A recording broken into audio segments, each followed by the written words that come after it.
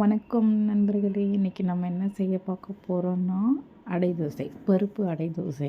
இது ரொம்ப செய்யவே ரொம்ப ரொம்ப ஈஸி. இதுக்கு வந்து நீங்கள் நம்ம ரேஷனில் கிடைக்கும்ல பச்சரிசி அதையும் யூஸ் பண்ணிக்கலாம், இல்லை வெளியிலேருந்து அது உங்களுக்கு செட் ஆகலைன்னா அந்த பருப்பையும் பச்சரிசியும் போட்டு யூஸ் பண்ணிக்கலாம். இதுக்கு நான் வந்து பச்சரிசி நல்லா செக் பண்ணி ஒரு அரை அழாக்கு எடுத்திருக்கேன். அது கூட பாருங்கள், அரை அழாக்கு துவரம் பருப்பு, அரை அழாக்கு வந்து பாசிப்பருப்பு, இப்போ ஒரு அரை அழாக்கு வந்து சிறுபருப்பு எடுத்து க்ளீன் பண்ணி பாருங்கள், க்ளீன் பண்ணி ஒரு பாத்திரத்தில் போட்டு ஊற வச்சுருக்கேன். இது வந்து நான் செய்கிறதுக்குன்னா மதியத்தை டைமே வந்து ஸ்டார்ட் பண்ணியிருக்கேன். நீங்களும் மதிய டைம் எடுத்து இந்த மாதிரி ஊற வச்சிட்டிங்கன்னா ஈவினிங் டைமில் மாவு மிக்சியில் அரைச்சி நம்ம தோசை சுடுறதுக்கு ஈஸியாக இருக்கும். பாருங்கள், இப்போ பாசிப்பருப்பு, துவரம்பருப்பு, சிறுபருப்பு, இது கூட நீங்கள் வேணால் சன்னா, அதாவது கொண்டைக்கடலை யூஸ் பண்ணிக்கலாம். உங்களுக்கு என்ன பருப்பு வேணுமோ அதை போட்டு, உளுத்தம்பருப்பு, இது எல்லா பருப்புகளையும் போட்டு நீங்கள் நல்லா கழுவி ஊற வச்சிடுங்க. இங்கே பாருங்கள், நான் ஒரு 6-7 டைம் நல்லா கழுவி ஊற வச்சுருக்கேன். இது கூட இப்போ வந்து பூண்டு போட்டிருக்கேன் பாருங்கள். பூண்டு,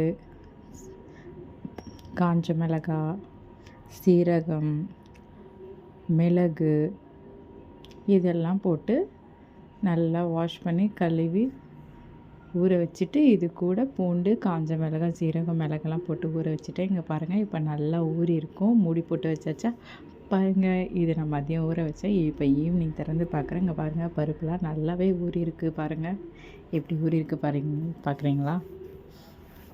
இப்போ நான் இதை ஒரு மிக்ஸி ஜாரில் எடுத்து, நாங்கள் 4 பேர், சின்ன ஃபேமிலி தான், அதனால் எங்களுக்கு தேவையான அளவுக்கு இதை நான் ஊற வச்சுருக்கேன். பாருங்கள், மிக்சியில் போட்டு நல்லா அரைச்சாச்சு. அரைச்சி எடுத்தது ஒரு பவுலுக்கு மாற்றியாச்சு.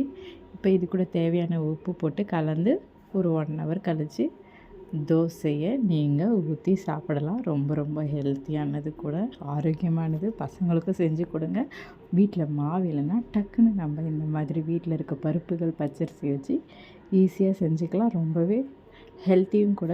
நீங்களும் வீட்டில் இந்த மாதிரி ட்ரை பண்ணுங்கள். ரொம்ப ரொம்ப ஈஸி தான். பார்க்க தான் உங்களுக்கு அதிகமாக இருக்க மாதிரி இருக்கும், ஆனால் செய்கிறது ரொம்ப ரொம்ப ஈஸி. ஊற வைக்கிறது மட்டும்தான் வேலை. மதியம் வச்சேன்னா இந்த சாயந்தரம் எடுத்து மிக்சியில் அரைச்சி யூஸ் பண்ணிக்கலாம். பாருங்கள், அடை தோசை இப்போ எப்படி இருக்குன்ட்டு பாருங்கள். ஊற்றுறேன்,